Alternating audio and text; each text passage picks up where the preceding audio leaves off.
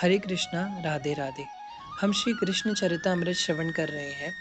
आज का प्रसंग है श्री राधा मुझे बुला रही हैं अब वृंदावन की ओर। यह गोकुल महावन अब कुछ सूखा सूखा सा लग रहा है। यमुना की धार भी पतली हो गई है।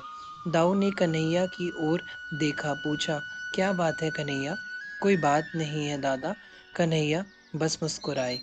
माखन खिला दिया था मैया यशोदा ने। इंद्र यज्ञ में आज रात्रि भर जागरण होगा। कीर्तन करने वाले आ चुके हैं। ग्वाल बाल सब उत्साहित हैं। सज धज कर गोपियां भी आई हैं। दाऊ दादा ऐसे ही घूमते हुए उस गिरे हुए अर्जुन वृक्ष के पास गए थे। वृक्ष को अभी उठाया नहीं गया क्योंकि सब ब्रजवासी इंद्र यज्ञ की तैयारी में ही थे। दाऊ दादा गए और उस टूटे हुए एक शाखा में बैठ गए। अब कन्हैया भी वहीं पहुंचे, दाऊ को खोजते हुए। दाऊ एक डाली में बैठे हुए हैं जो टूटी पड़ी थी। कन्हैया भी उछलते हुए उसी में बैठ गए। गोकुल कुछ सूखा नहीं लग रहा? दाऊ दादा ने कन्हैया की ओर देखते हुए पूछा था। बस मुस्कुरा दिए कन्हैया।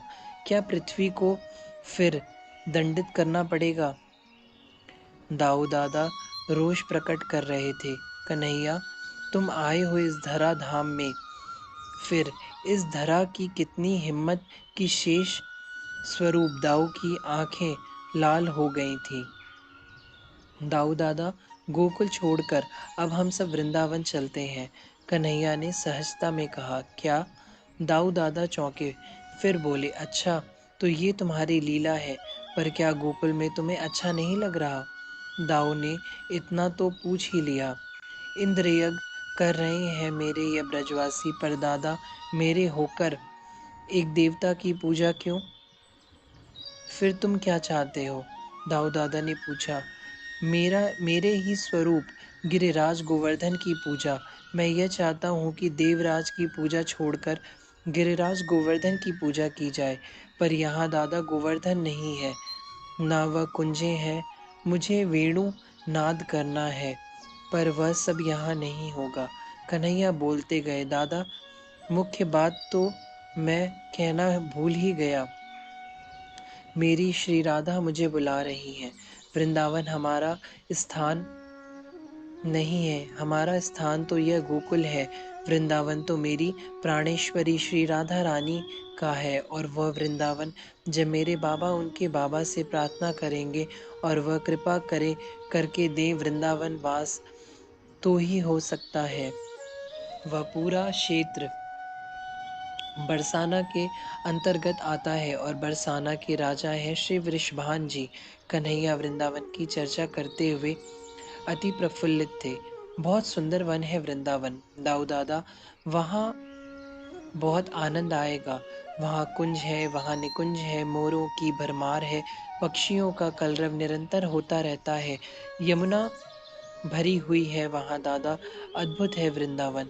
हम सब अब वहाँ जाएंगे। कन्हैया इतना कहकर अपने दोनों चरण हिलाने लगे थे।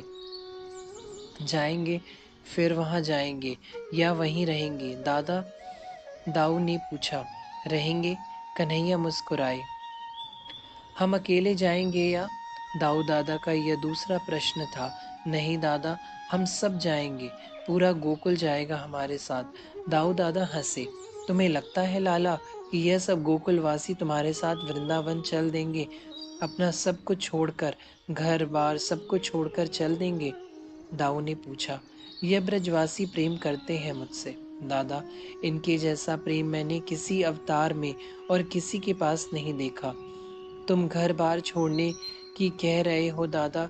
मेरे लिए यह गोप गोपी प्राण दे दे। यह मुझे ही सब कुछ मानते हैं, मैं ही हूँ इनका सब कुछ। कन्हैया बोलते गए। दादा, और हमारे पास कारण भी है। हम सबको कारण जब बताएंगे तब ये लोग चल देंगे यहाँ जहाँ हम कहें। ब्रजवासियों की प्रशंसा करते हुए गदगद हो रहे थे कन्हैया। कारण क्या है तुम्हारे पास? गोकुल त्यागने का कारण है कि कंस के राक्षस मेरे प्राणों के पीछे पड़े हैं। उन्हें जब भी अवसर मिलेगा मुझे मार देंगे। दाऊ दादा क्रोधित हो गए। मैं अभी फूंक से ही उड़ा दूंगा उस कंस के साम्राज्य को ही। दादा, आप क्रोध बहुत शीघ्र करते हो, कारण हम यह बताएंगे ग्वालों को, गोपियों को, तब देखना इनका जो प्रेम है हृदय में वह प्रकट हो जाएगा। मेरे लिए यह गोकुल क्या संसार भी त्याग सकते हैं। यह लोग प्रेम का साकार रूप है। दादा, ये ब्रजवासी लोग मेरे लिए हैं, सिर्फ मेरे लिए। कन्हैया कन्हैया कन्हैया। तभी ब्रजरानी की पुकार सुनाई दी दोनों भाइयों को। उस टूटे हुए वृक्ष की शाखाओं से कूदे दोनों भाई। तो अब वृंदावन चलना है? दाऊ ने हंसते हुए फिर पूछा। हाँ, मेरी सर्वेश्वरी श्री जी मुझे याद कर रही हैं, कन्हैया ने खिलखिलाते हुए दाऊ से कहा। दाऊ, कन्हैया, ब्रजरानी मैया ने फिर आवाज दी। आयो मैया। यह कहते हुए दोनों भाई दौड़े थे मैया के पास। हरे कृष्णा, राधे राधे।